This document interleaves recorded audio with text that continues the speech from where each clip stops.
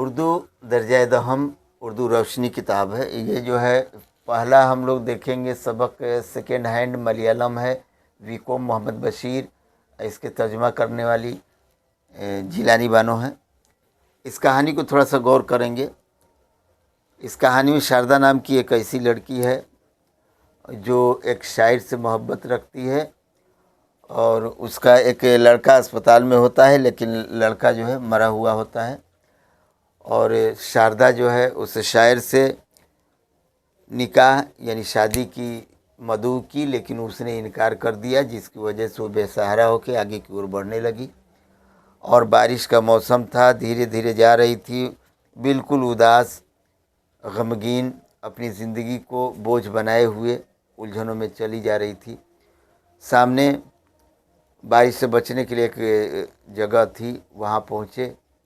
जब पहुँची तो गोपीनाथ अखबार एडिटर था, वो वहाँ उसी का घर था। वो पहुँचा और देखा कि भीगते हुए एक लड़की है, तो उसने अपने रूम को खोला, अपने घर को खोला और उसे बैठने की जगह दी और कहा कि आप अगर आपको यकीन हो तो आप कपड़े बदल सकती हैं और यहाँ चाय वगैरह है या जो खाने पीने की चीज़ें हैं आप खा पी सकती हैं, कोई दिक्कत नहीं है। खा पी के जब इत्मीनान से हुई तो शारदा ने अपनी कहानी सुनाई। उसके बाद उसे काफ़ी मुतासिर हुए गोपीनाथ और उन्होंने उसे अपने यहाँ रहने के लिए कह दिया कि आप यहाँ रह सकती हैं, कोई दिक्कत नहीं है। और जब आप यहाँ रह सकती हैं, कोई दिक्कत नहीं है, तो फिर खाना बनाना, खाना पीना सब आपके ज़िम्मे हो सकता है। कुछ दिनों के बाद गोपीनाथ ने शारदा से शादी के लिए मदऊ किया। शारदा जो है खामोशी के साथ इनकार नहीं कर पाई, तो शादी भी हो गई और रहने लगी। लेकिन एक दिन की बात है कि अखबार एडिटर गोपीनाथ एक जलसे में गया था, वहाँ उस शायर से मुलाकात हुई और शायर से बात होने लगी। तो शायर ने कहा कि सुना है आप शारदा से शादी किए हैं, यह जानते हुए कि वो जो है सेकेंड हैंड है, उसके एक बच्चा भी हुआ था। तो गोपीनाथ ने कहा कि इस समाचार को शारदा ने हमसे बताया है, इस सारी जानकारी हमको दी है। जानकारी होने के बाद भी मैं उसे अपने यहाँ रखा और शादी किया। साथ ही साथ ये बात भी जानता हूँ कि वो उसको सेकेंड हैंड बनाने वाला कौन है। अब दूसरी कहानी है वात्रिक के किनारे। वात्रिक के किनारे नवल 28 साल की एक लड़की है जिसकी शादी हो गई थी और उसके इलाके में बहुत सारे उलझने थीं। मुखिया के जो है दबदबा चलता था, मुखिया का लड़का भी काफ़ी उलझने देता था। तो नवल का शौहर जो था वो 3 साल पहले ही ये वाक़या हुई। 3 साल पहले मुखिया के बेटा ने बदतमीज़ी की नवल के साथ, जिसकी वजह से नवल का शौहर ने 3 साल पहले ही उस मुखिया के बेटे को कत्ल कर दिया और भागने के दौरान उसके एक पैर जो है डैमेज हो गए, टूट गए। तो नवल जो है बेचारी बेसहारा अपने मौसा मौसी के साथ रहने लगी। मौसा मौसी के 4 बेटे और 4 बहू थीं, लेकिन उनके साथ नहीं रहते थे, जिसकी वजह से वह नवल को ही अपने साथ रखती थी। एक दिन की बात है, वात्रिक नदी के किनारे 2 आदमी रात के जाड़े के मौसम में आए थे। उसमें से एक नवल के शौहर भी था। आया तो काफ़ी अपनी बातों को जाहिर करने लगा। नवल जो है काफ़ी उदास हुई और साथ ही साथ गुस्सा भी हुई और बोली कि तुमको यहाँ नहीं आना चाहिए क्योंकि पुलिस तुम्हारे पीछे है, इसलिए तुम यहाँ से जाओ। और ये बात सुन के नवल का शौहर जो है काफ़ी उदास हुआ और वात्रिक के किनारे एक पलाश का पेड़ था, उसी के पास बैठ के काफ़ी अफसोस करने लगा। अगला चैप्टर है, अगला सबक है सूरज का घोड़ा। ये जो है सादिल्लह वेंकट कृष्णा जूसा की कहानी है, जिनकी मुलाकात 14 साल के बाद अपने दोस्त से हुई। ये दोनों दोस्त रोज़ बाज़ार में मिलते और अपनी कहानियों को दोहराते थे, जो 14 साल पहले उनकी जो है बचपन की कहानी थी, और अपनी गुज़रे हुए ज़माने को पेश करते थे। साथ ही साथ वक्त को इतने गुज़रते हुए दिन लगे जिसको वक्त सूरज का वक्त कहा गया, और वो 14 बरस में जो भी गुज़रा अपने ख़ानदान के साथ, अपने बच्चों के साथ, अपनी घर के साथ जो भी पेश आया सबको पेशकश किया गया और आपस में बातें की गई। उसी वक्त को उन लोगों ने सूरज कहा और सूरज के घोड़े को 14 साल तक दौड़ते हुए देखा और 14 साल की कहानियों को एक दूसरे से पेश किए। रोज़ाना वो जो है बाज़ार आते और अपनी अपनी अपनी कहानियों को रोज़ाना पेश करते थे। अगला सबक जो है अर्जुन है। अर्जुन एक दरख्त का नाम है जो गांव के बीचों बीच है। बहुत बड़ा दरख्त है, बरगद का पेड़ है। गांव के बहुत सारे लोग वहां आते और अपनी ज़िंदगी की बहुत सारी हिस्सों को पेश करते थे। लेकिन गौर करने की बात यह है, कुछ ऐसे भी लोग थे जिनके यहाँ काफ़ी उदासी छाई रहती थी और वो इसी पेड़ पर अपना आश्रय अपनी परवरिश का इंतज़ाम कर रखे थे। वो गांव वाले का लगाव जो है अर्जुन पेड़ से काफ़ी था। उसी गांव में विशाल महतो एक शख्स था जो दरख्त को काटता रहता था और केतु उस दरख्त के काटने के इल्ज़ाम में हमेशा जेल जाया करता था। उसका नाम था केतु शाबर। हालांकि केतु की बीवी जो मोहिनी नाम की थी वो काफ़ी उदास रहती थी कि केतु हमेशा जेल ही जाता रहता है। इस दरख्त के काम काटने का काम, कटवाने का काम राम हलदर किया करता था, जिसकी वजह से वह जो है विशाल महतो को पैसा देता, वो पेड़ काटता था और केतु शाबर को भी पैसा देता, वो जेल जाता था। इस तरह इलाके के सारे पेड़ पौधों को काट डाला और आखिर में अर्जुन दरख्त की भी बारी आई, जिसकी वजह से एक न एक दिन अर्जुन को भी काट दिया गया। सारे गांव में बिल्कुल मायूसी और उदासी छा गई। अगला सबक है खाली संदूक। खाली संदूक में तरादोई नाम की एक लड़की है जो कुंवर के पास काम करती है। कुंवर में बड़े कुंवर बाप है, छोटा कुंवर उसका बेटा है। उसके बेटे से ताल्लुक़ हुआ तरादोई को और उससे दो बच्चे पैदा हुए। लेकिन आखिरी वक्त में तरादोई जो है उससे मुसाबका की कि आप हमसे शादी कर लीजिए, लेकिन छोटे की कुंवर ने शादी करने को कहा, लेकिन बड़े कुंवर ने उसे इनकार कर दिया और जिसकी वजह से तरादोई को वहाँ से भाग के किसी शमशान जगह पर रहने लगी। वह शमशान जगह जहाँ मुर्दे को जलाया जाता है। हालांकि तरादोई का भाई एक पुलिस वाला था जिसका नाम था सोमेश्वर। वह पुलिस वाला था। उस शमशान के पास एक हेनरी का दरख्त भी था और वहाँ लकड़ी बेचने वाला एक हैबर नाम का आदमी भी था।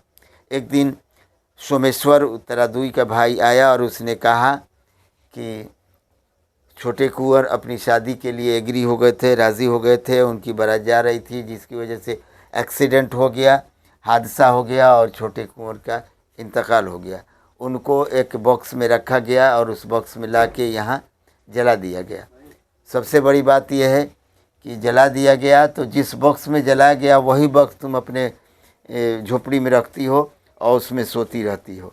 चूँकि तरादोई जब उस बॉक्स में सोती थी, खाली संदूक में सोती थी, उससे दिली लगाव हो जाता था और सुकून भी मिलता था, क्योंकि उस बॉक्स में छोटे कुंवर की लाश आई हुई थी। अब अगला चैप्टर है, अगला सबक है अंग्रेज़िया बाबू। अंग्रेज़िया बाबू में मधुकांत ख़ास किरदार है, वही अंग्रेज़िया बाबू है। उसकी शादी हो गई है और वो हॉस्टल में जाके पढ़ता है। उसकी शादी हुई है जिस लड़की से, उस लड़की की दो बहनें हैं। एक बहन की शादी नेंडुआ आर वाला, उसके यहाँ शादी हुई है। होली में बुलाया गया तो अंग्रेज़िया बाबू को भी बुलाया गया और नेडुआ आर को भी बुलाया गया, वो भी आ रहा है। तो मधुकांत की बीवी ने उसे कहा कि आप भी आइएगा, ज़रूर आइएगा। तो मधुकांत की बीवी की बात सुन के मधुकांत जो है तैयारियों में लग जाता है। इतनी तैयारियों में लग जाता है कि उसके पास चूँकि कोई चीज़ है नहीं, लेकिन बहुत सारी बहाना बनाना शुरू कर दिया। मधुकांत फ़ौरन हॉस्टल सुपरिटेंडेंट के पास पहुंचा। हॉस्टल सुपरिटेंडेंट का नाम था जिझलाल दास। उनके यहाँ पहुंचा और उनसे बताया कि 7 दिनों में माजूरी है और हम चाहते हैं कि हम यहाँ से चले जाएं। मेरी माँ की तबीयत ख़राब है। हालांकि दास जी मेस के मैनेजर थे, उन्होंने उनसे बात की कि ठीक है, जब माँ की तबीयत ख़राब है तो तुम जा सकते हो।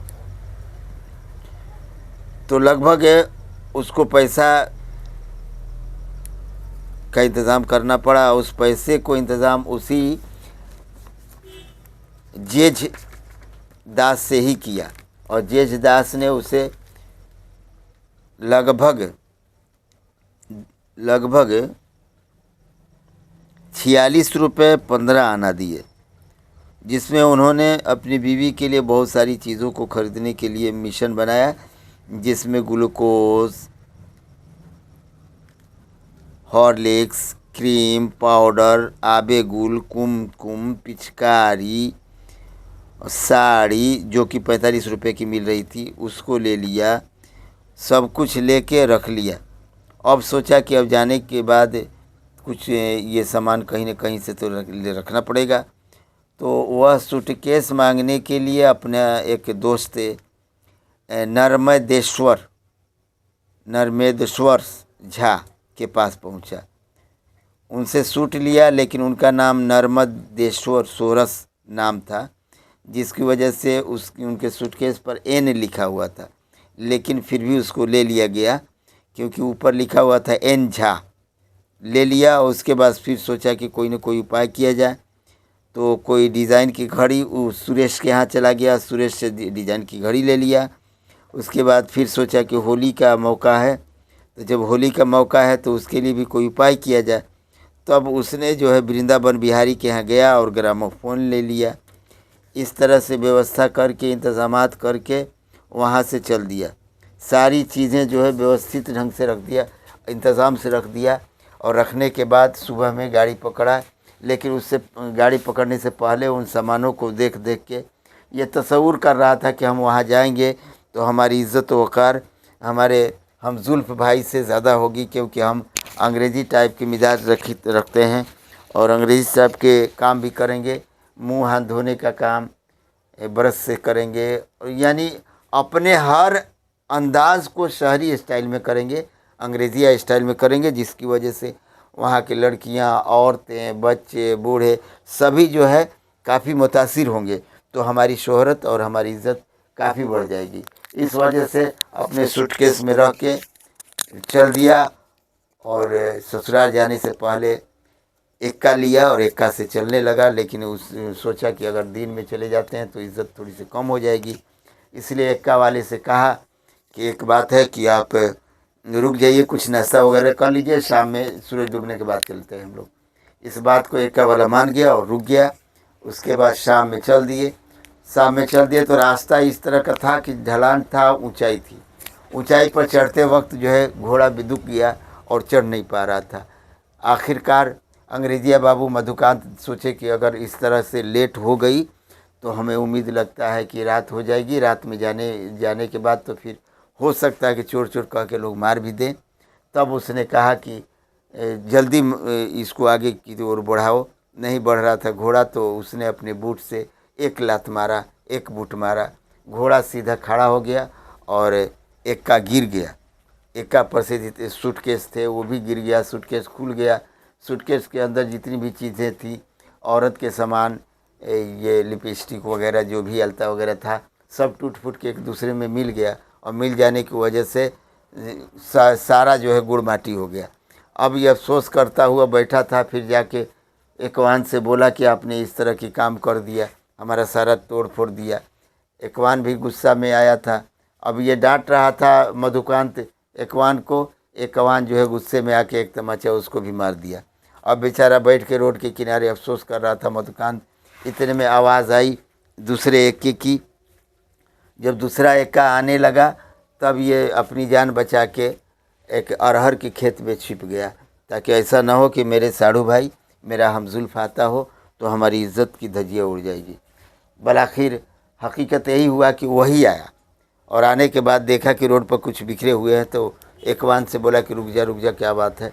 अब वो देखा कि सारी चीज़ें यहाँ पड़ी हुई हैं। अब उसको एक दो आवाज़ दी, कोई आया नहीं, तो उस बैग को, उस सूटकेस को बंद किया और अपने एके पर रख के उसके बाद लेके चल दिया। तो कहने का मतलब कि अंग्रेजिया बाबू की सारे अरमान जो है पानी फिर गए और बहुत काफ़ी अफसोस जाहिर होने लगे। ख़त्म।